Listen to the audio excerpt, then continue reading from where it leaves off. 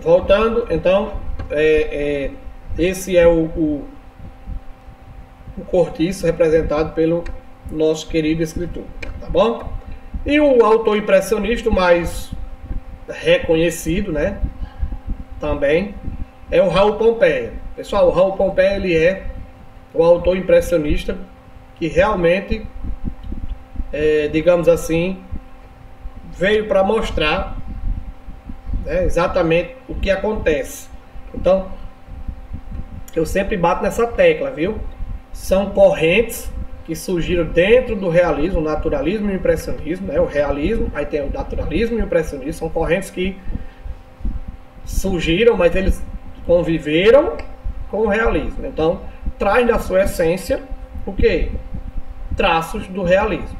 Então, aqui são as características do Raul Pompeia. Reflexos subjetivos. Aqui eu já tenho alguns reflexos. Ah, mas subjetivismo não é característica lá do romantismo? É. Mas o porquê esse reflexo subjetivo? Porque é como se ele voltasse ao passado. São flashes do passado, do Raul Pompeia. Então são flashes que ele revive. Por isso esses reflexos subjetivos. É como ele viveu, chegou aqui a um certo ponto e ele começa a remeter ao passado, a ter esses reflexos, a ter esses flashes do passado. Por isso é considerado subjetivista. Memorial ou memória, né? Se é reflexo do passado, logicamente eu vou remeter a algumas memórias do passado. Então essas memórias, elas vão surgir, elas vão voltar. Vingança, né? Tem um tom de vingança na obra do Raul Pompeia, mas vingança principalmente contra o diretor da escola, o Ateneu, né? Então, ele que era um cara com linha dura, né? Um cara que muitas vezes conduzia os seus trabalhos com punho de ferro. Só falando aqui um pouquinho do Ateneu, né? O Ateneu é um colégio, né? Um colégio onde ele estudou, Raul Pompeia, dentre outras figuras da literatura brasileira. Então, era um colégio, como fosse um colégio interno. Os pais deixavam os alunos lá em março e só iam pegar nas festas de fim de ano. Ou seja, você passava o ano todinho na escola, você morava lá. Então era uma espécie de internato, né? Uma escola tempo integral. Você passava de manhã, tarde e noite lá. Dormia, acordava lá. Então era uma escola com, digamos assim, características quase de interna, né? Internato. E, como eu disse, né? A vingança está presente na obra dele porque ele guarda mágoas. As mágoas que ele guarda é do diretor mão dura, né? O diretor que tratava os alunos sob pressão mesmo, né? A linha dura. Traz a sátira, né?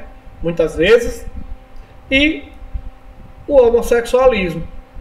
O grande detalhe, ou a grande diferença, que o homossexualismo aqui agora não é mais feminino, é o homossexualismo masculino. Pessoal, lembra que eu falei que o Ateneu era um colégio de meninos? Só estudavam meninos nessa escola. Homens. Nada mais impressionante que acontecesse, né, esses abusos, essas relações sexuais entre homens. Então a homossexualidade masculina foi retratada na obra do autor impressionista Raul Pompeia. E ela é bem realista. Por que é bem realista? Ele cria, né, o Raul Pompeia, ele cria um personagem para reviver a aventura dele, né? Essas memórias. É o Sérgio. E o Sérgio, quando foi colocado lá, ele sofreu abusos. Ele foi, digamos assim, abusado de todas as formas.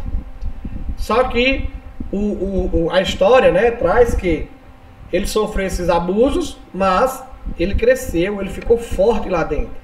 Ou seja, num colégio interno era dividido por categorias. Os mais fortes Lembra daquelas linhas do darwinismo, né? O mais forte sobre se adapta, né? Aquele que se adapta melhor. Então, tinha essa questão do mais forte. E ele chegou lá, franzinozinho, sofreu sim abuso. Só que lá dentro, né? Ele conseguiu se tornar forte.